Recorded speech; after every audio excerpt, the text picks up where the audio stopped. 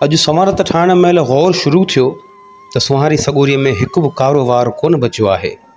सो आख़िरी ख़्वाहिश वग़ैरह बची यादि पई आहे।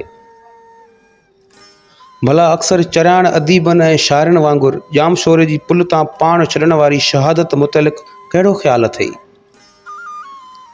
अञा सोचियो कोन अथमि। गॾियल बरे सग़ीर में जॾहिं सभु दरिया फुल मस्तीअ में वहंदा हुआ, तॾहिं चाचा ग़ालिब खे बि ख़्वाहिश थी हुई त हुए मर के हम जो रुसवा, हुए क्यों न गर के दरिया, न कहीं जनाजा उठता न कहीं मज़ार होता।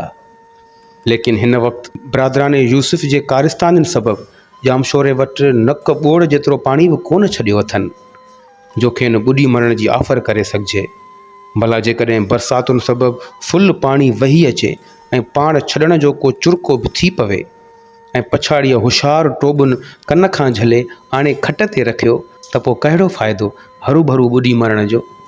भला जे पोइ बि जुरत रिंदाना खां कमु वठी ॿ चारि फुटनि पाणीअ वारी गप में खणी आ कजे ऐं नतीजे तौरु का टंग ॿांह भॼी पवे ऐं डॉक्टर सगोरा चुन जो प्लस्तर चाढ़े हैदराबादी चिकन सूप जे कुकड़ वांगुरु थाल में उबतो करे टंगे छॾीनि ऐं ऑपरेशन महिल का कैंची वग़ैरह बि घते रखनि त पोइ मिसकीन मौलाई केॾांहुं मुंहुं कंदो।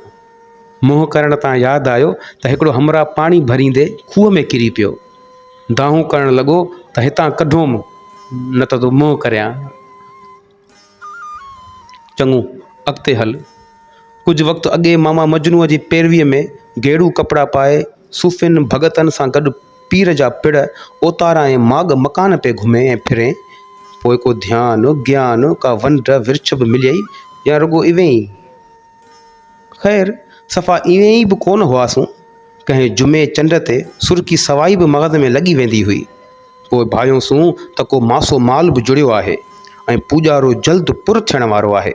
पकोल भिटाई बादशाह, मासो जुड़ियई माल त पूॼारा पुर थियनि। लेकिन कुझु वक़्त खां पोइ जॾहिं पूॼारो फ़क़ीर पुर थियण बदिरां पुर करणु लॻो, तॾहिं मुर्शिद साईं अची कन धूंधाड़ कई।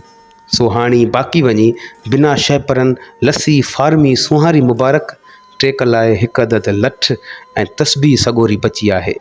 चङू जो कुझु त बचियो आहे।